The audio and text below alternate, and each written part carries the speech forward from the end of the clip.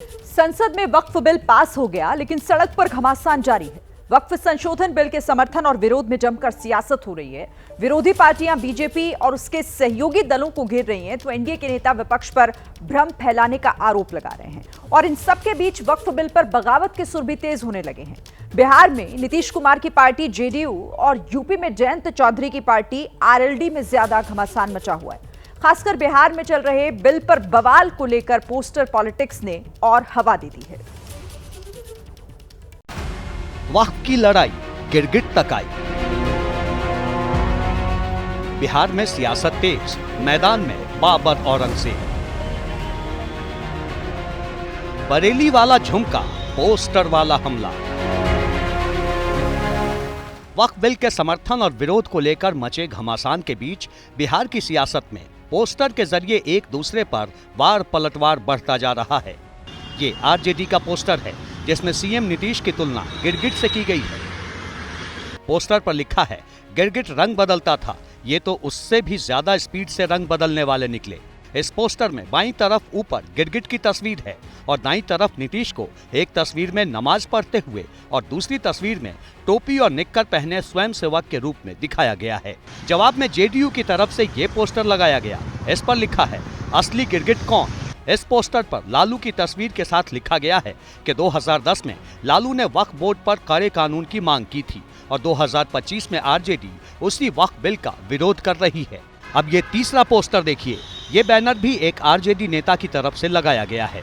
इसमें नीतीश कुमार की तुलना बरेली के झुमके से की गई है। लिखा है, इतना तो झुमका नहीं गिरा था बरेली के बाजार में जितना चाचा गिर गए। इस पोस्टर में नीतीश के साथ पीएम मोदी और चंद्रबाबू नायडू की तस्वीरें भी लगी हैं। अब चौथा पोस्टर भी आपके सामने है।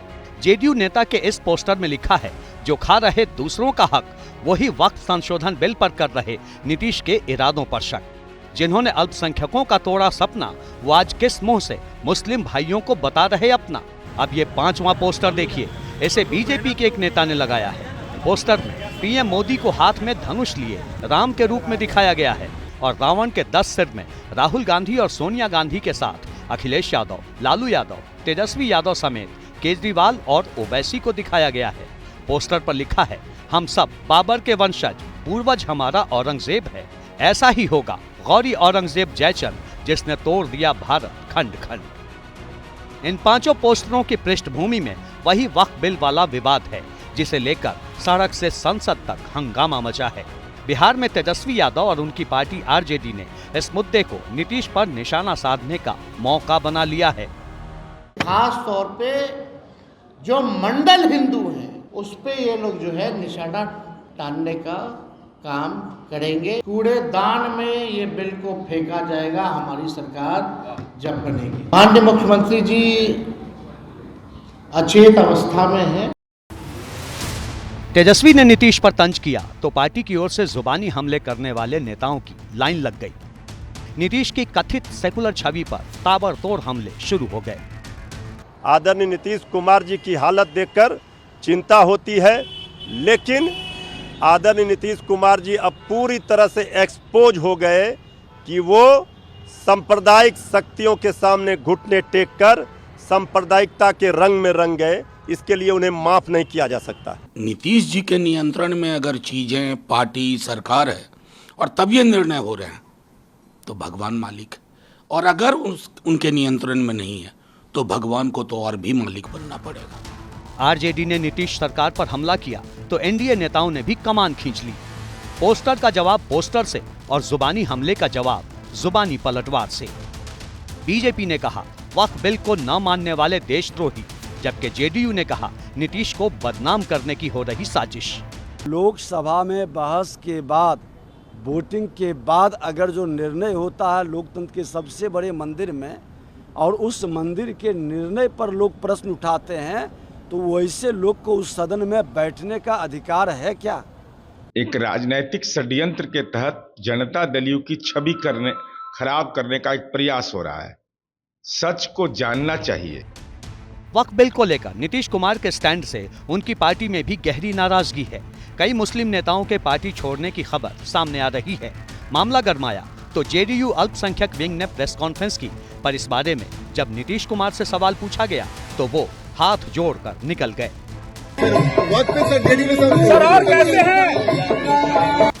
नीतीश खामोश हैं, पर उनकी चुप्पी से सियासी बवाल पर फर्क नहीं पड़ने वाला। कांग्रेस का दावा है कि बीजेपी जेडीयू को खत्म करने में लगी है, जबकि बीजेपी विपक्ष को घेर रही है। बीजेपी ने अपना अंतिम शस्त्र फेंक कर नीतीश कुमार की विचारधारा पर हमला किया है और चुनाव के अंतिम दिन जनता दल को खत्म करने की तैयारी, इनके 90% नेता तो मिल गए बीजेपी में।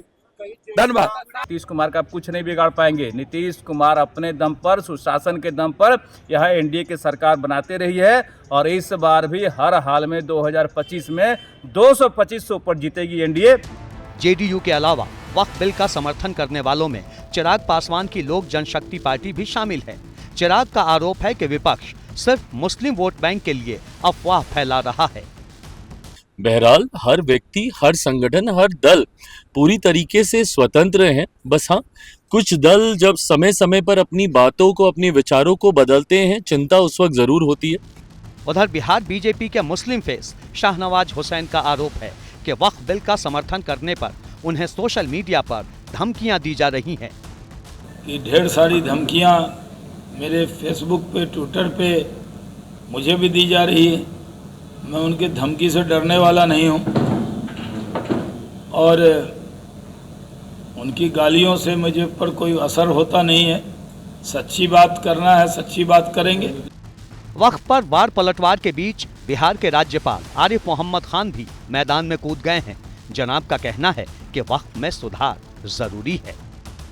मैं राजनीति की बात नहीं करता हूं, मैं एक बात जानता हूं, वक्फ है तो उसका मतलब है धर्मार्थ का कार्य होना चाहिए। अगर धर्मार्थ का काम नहीं हो रहा और सिर्फ मुकदमेबाजियां हो रही हैं तो इसका मतलब वहां सुधार की जरूरत है। बिहार के बाद बढ़ते हैं यूपी की ओर, जहां सीएम योगी आदित्यनाथ ने दो टूक कह दिया है कि बिल पास होने के बाद वक्फ के नाम पर चल रही लूट अब बंद होगी और अब कोई अवैध कब्जा नहीं होगा। वक्फ बोर्ड संशोधन अधिनियम पारित किया है। अब वक्फ बोर्ड के नाम पर जमीनों पर कोई डकैती नहीं डाल सकता है, लूट खसोट नहीं हो सकती है, चौराहे की जमीनों पर कोई कब्जा नहीं कर सकता है। किसी बोर्ड के नाम पर लूट खसोट हमेशा के लिए लगाम लगाने का काम किया है। मुस्लिमों में पसमानदा समाज से जुड़े संगठन भी वक्फ बिल के समर्थन में बोल रहे हैं। हरिद्वार में राष्ट्रवादी पसमानदा मुस्लिम राष्ट्रीय मंच ने वक्फ माफिया का पुतला फूंका और पीएम मोदी के समर्थन में नारे लगाए। देखिए, सभी का खून शामिल है यहाँ की मिट्टी में, किसी के बाप का हिंदुस्तान नहीं है।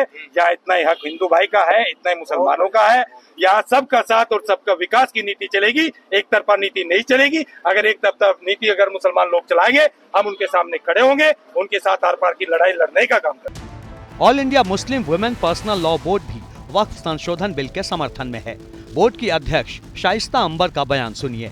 किसी सरकार ने मुसलमानों के हित के लिए और उनके एजुकेशन के लिए कुछ नहीं किया, सिर्फ वोट की राजनीति हुई है। तो हम बीजेपी सरकार या वर्तमान सरकार से गुजारिश करते हैं, वक्फ की जमीन का देने का जो जायज मकसद था वो मकसद पूरा हो जाए। बता दें कि वक्फ बिल पर चल रहे सियासी बवाल के बीच ये मामला सुप्रीम कोर्ट पहुंच चुका है। बिल के विरोधी एक एक कर सबसे बड़ी अदालत का रुख कर रहे हैं। अब देखना है कि सुप्रीम कोर्ट का रुख क्या होता है।